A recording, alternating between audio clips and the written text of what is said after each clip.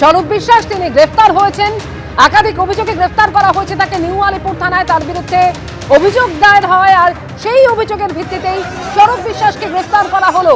তবে নিউ আলিপুর থানার সামনে যে পরিস্থিতি আজকে তৈরি হয় এবং তারপর সেই পরিস্থিতির কথা মাথায় রেখেই তাকে ইতিমধ্যেই লালবাজারে নিয়ে যাওয়া হয়েছে, যেটা জানা যাচ্ছে আগামীকালই তাকে আদালতে পেশ করা হবে। সৌমিত্র রায় এই মুহূর্তে আমাদের সঙ্গে রয়েছেন। সৌমিত্র, অর্থাৎ ফেডারেশন সভাপতি থাকাকালীন স্বরূপ বিশ্বাস তার বিরুদ্ধে যে অভিযোগগুলো সামনে আসছে, ব্যান কালচার হোক, কাজের ক্ষেত্রে কাউকে একঘরে করে দেওয়া হোক, এই অভিযোগগুলো আমরা আগেই দেখেছি। কিন্তু আজকে স্বরূপ বিশ্বাস গ্রেফতার হতেই আমরা দেখতে পেলাম এলাকার মানুষ দীর্ঘদিন তারা কিভাবে অত্যাচারিত হয়েছেন সেই নিয়ে একের পর এক অভিযোগ তারা করছেন।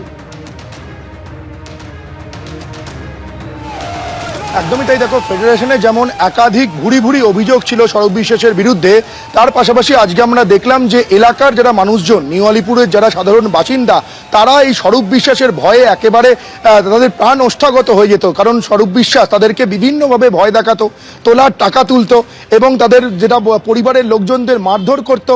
এরকমভাবেই বছরের পর বছর ধরে স্বরূপ বিশ্বাসের বিরুদ্ধে তাদের ক্ষোভ জন্মেছিল এবং সেই ক্ষোভের বহিঃপ্রকাশ আজকে দাবানলের মতো এই নিউ আলিপুর থানার সামনে আজকে আমরা দেখতে পাই।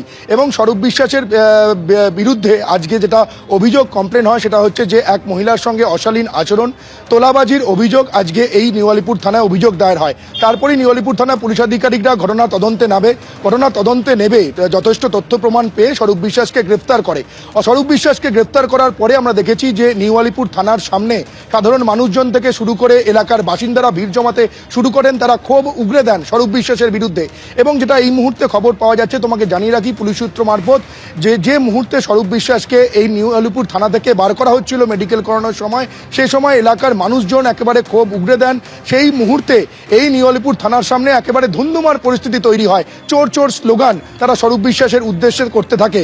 এবং যেটা খবর পাওয়া যায় যে স্বরূপ বিশ্বাসকে মেডিকেল করানোর পর এই মুহূর্তে স্বরূপ বিশ্বাসকে লালবাজারে সেন্ট্রাল লকআপে রাখা হয়েছে। আগামীকাল তাকে আদালতে পেশ করা হবে। এই স্বরূপ বিশ্বাসের বিরুদ্ধে একাধিক ধারাতে তার বিরুদ্ধে মামলা রুজু করা হয়েছে।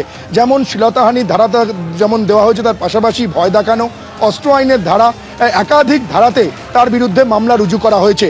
এবং এই স্বরূপ বিশ্বাস এবং তার দাদা অরূপ বিশ্বাস, অর্থাৎ এই বিশ্বাস ব্রাদার্সের ভয়ে যেন একেবারে এলাকার যারা মানুষজন তারা একেবারে সারা বছর ধরে তারা ভয়ে কাঁপতেন। তারা যেমনটা অভিযোগ করছেন যে এলাকার বাসিন্দারা যেমনটা অভিযোগ করছেন যে এলাকায় কোনো নতুন বাড়ি করতে হলে তার তোলা দিতে হতো, কোনো বাড়ি যদি সংস্কার করতে হতো, বাড়ি রং করতে হতো, বাড়ি নতুন করে সংস্কার করতে হতো, সেই ক্ষেত্রেও এই স্বরূপ বিশ্বাসকে তাদেরকে তোলা দিতে হতো, টাকা দিতে হতো।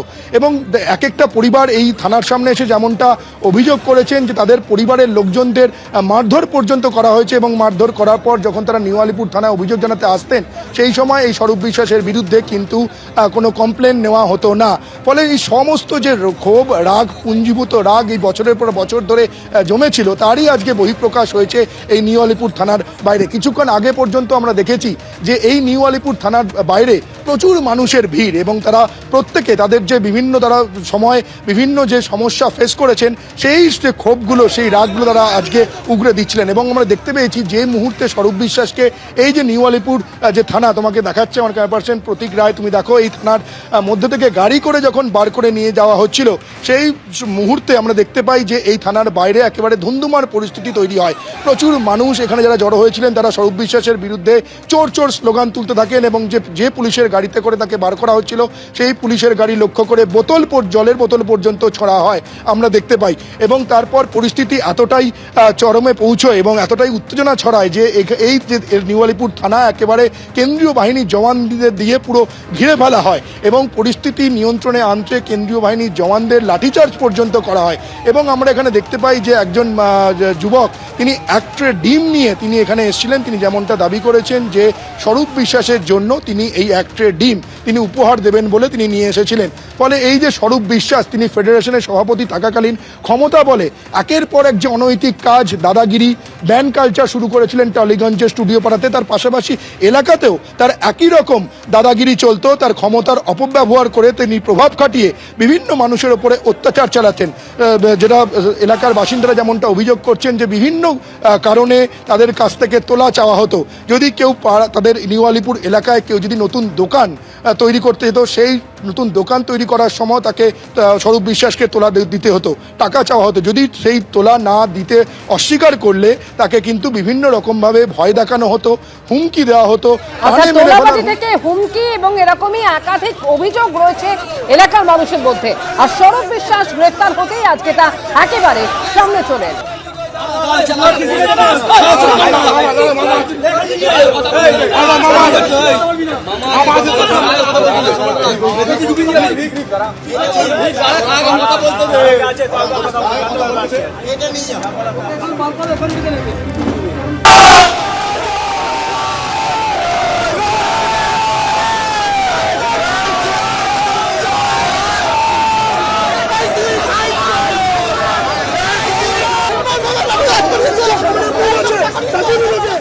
করেছি যেটা পুলিশের প্রসিডিওর, সেটা এখান থেকে রাত্রিবেলায় ওনাকে সেন্ট্রাল লকআপে পাঠানো হয়েছে।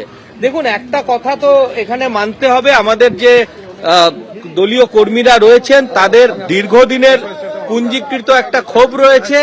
কারণ হচ্ছে যে এই বিশ্বাস ব্রাদার্স দিনের পর দিন জমি দখল করা, বাড়ি দখল করা, প্লাস আদার যেগুলো রয়েছে সিনেমা ইন্ডাস্ট্রিতে তাদের যে মাফিয়াগিরি, তো মানুষ আজকে যখন পুলিশ তাকে অ্যারেস্ট করেছে, মানুষের যেটা স্বতঃস্ফূর্ত ক্ষোভ তার বহিঃপ্রকাশ ঘটেছে। আমি সবাইকে বলছি যাতে এটা শান্তভাবে, এটা আইন কেউ নিজের হাতে তুলে না নেন, এবং থানার আইসি যেটা বলেছেন প্রত্যেকের যা যা অভিযোগ আছে সেটা লিখিত আকারে যাতে থানায় জমা দেওয়া হয়, আইনি পথে এর বিচার হবে। একটি অভিযোগও মানে সেটাকে নেগলেক্ট করা হবে না, এবং দোষ করে থাকলে এই সরকারে কাউকে ছাড়া হবে না, এটা আমার মুখ্যমন্ত্রীর একদম পরিষ্কার নির্দেশ রয়েছে। এবিপি আনন্দ, এগিয়ে থাকে, এগিয়ে রাখে।